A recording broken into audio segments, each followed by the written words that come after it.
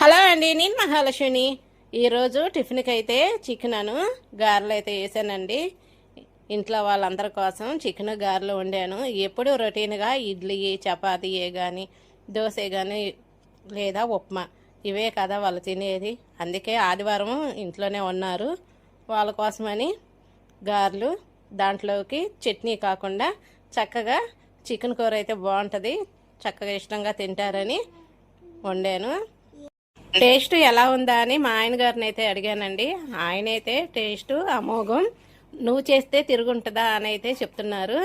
చాలా బాగుంది, గారెలు కోడి మాంసం రెండు కాంబినేషన్ చాలా బాగుంటుంది అని అయితే చెప్తున్నారండి. ఆయన ఇప్పుడు లివర్ కందనకాయ కర్రీ అయితే చేస్తున్నారు.